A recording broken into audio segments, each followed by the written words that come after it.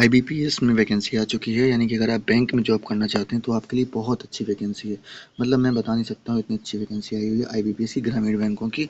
और ये जो वैकेंसी है इसकी डेट आप देख लीजिएगा, 1/9 यानी कि 1 सितंबर से 21 सितंबर तक चलेगी। और इसका नवंबर में एग्ज़ाम होने वाला है, पीटी, यानी कि इसमें 2 एग्ज़ाम होंगे। पीटी होगा एक, मतलब कि, और उसके बाद इसमें डायरेक्ट एग्जामिनेशन होगा, फिर रिजल्ट आएगा। रिजल्ट लगभग दिसंबर से जनवरी, यानी कि ये वैकेंसी ऐसी है कि मतलब आपका सिलेक्शन इन 3-4 महीनों के अंदर हो जाएगा। लटकती नहीं है ये वैकेंसी, और सीधा मतलब इंटरव्यू भी आपका होगा सेकेंड थर्ड फेज में, ठीक है, जनवरी में टोटल फरवरी तक ही आपको ज्वाइनिंग करा देंगे। तो जो बैंक में जॉब करना चाहते हैं उनके लिए बहुत अच्छी जॉब है भाई साहब, कह नहीं सकते मतलब कितनी अच्छी जॉब है। ठीक है, अब देखते हैं इसके बारे में डिटेल्स, आपको हम बताते हैं क्या क्या है इसमें।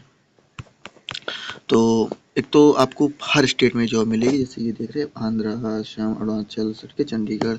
और उस स्टेट में, जिस स्टेट की जॉब है वहाँ की आपको लोकल लैंग्वेज आनी चाहिए।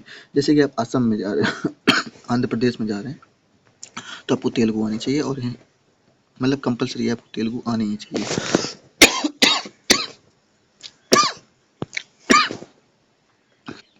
लोकल लैंग्वेज का रीज़न ये होता है क्योंकि बैंकें जो होती हैं उसमें लोकल कस्टमर आते हैं।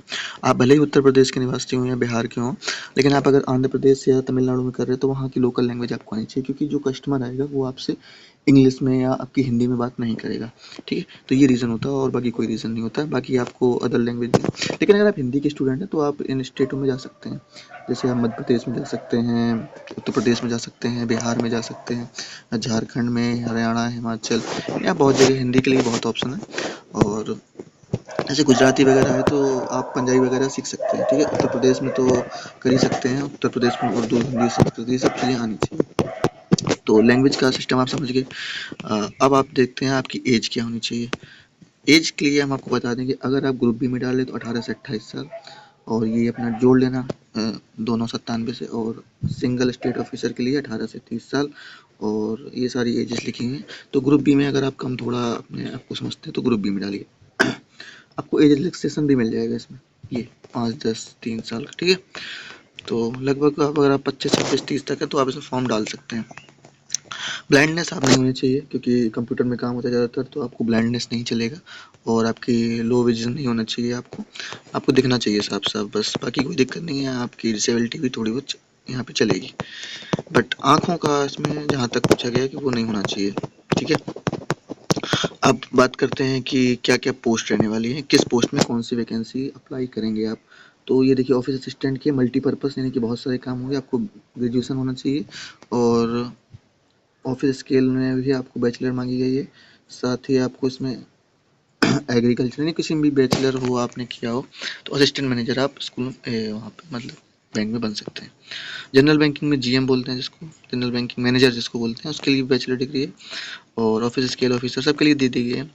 तो सबसे छोटी पोस्ट इसमें मुझे यही लग रही है, ये वाली ऑफिस असिस्टेंट मल्टीपर्पज़। जो असिस्टेंट वगैरह होते हैं वो बैठे रहते हैं, कुछ कहीं किसी की पासबुक प्रिंट कर रहे हैं, किसी का फॉर्म भर रहे हैं, किसी का कुछ करवा रहे हैं, किसी की चेक पास करवा रहे हैं, ये सारे काम उनके होते हैं, किसी का अकाउंट खोल रहे हैं। ठीक है, तो ये आपको कन्फ्यूज़न दूर हो गई कि इसमें आपको फीस।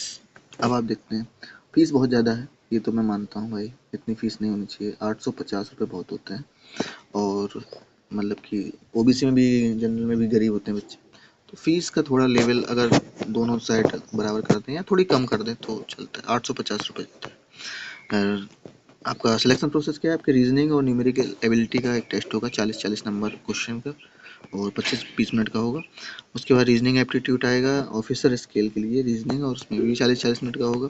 और ऑफिस असिस्टेंट के लिए मल्टीपर्पज़ है, इसमें काफ़ी ज़्यादा कुछ है, computer, reasoning, general awareness, English, और मतलब कि सभी के लिए अलग अलग दिए गए टॉपिक आप पढ़ लेना। और version of the test medium क्या रहेगा, आप इंग्लिश देखो हर स्टेट में। ठीक है, ये आप ध्यान रखना कि अगर आप आंध्र प्रदेश जा रहे हैं तो वहाँ पे आपको इंग्लिश मिलेगी, हिंदी और इंग्लिश आपको पूरे इंडिया में मिलेगी। वेरी गुड, ये अच्छी चीज़ है। आप जैसे आंध्र प्रदेश जाएंगे तो आपको हिंदी में भी पेपर आएगा, इंग्लिश में भी आएगा, और वहाँ की लोकल लैंग्वेज तेलुगु में भी आएगा, ये बेटर है। तो हिंदी के ज़्यादा ही पढ़ने वाले हैं, और जहाँ पे जैसे तेलुगु वगैरह, वहाँ पे लोकल लैंग्वेज बच्चे जो हैं उनको अपनी भाषा ज़्यादा आती है, तो उनका भी ऑप्शन है इसमें। ठीक है, ये एग्ज़ाम है, आप देख लेना किसमें क्या दिया गया है। और इंटरव्यू का प्रोसेस कुछ ऐसा है। तो अगर आप इसमें आवेदन करना चाहें तो आप नीचे दिए हुए डिस्क्रिप्शन बॉक्स से आवेदन कर सकते हैं। Thank you. जय हिंद।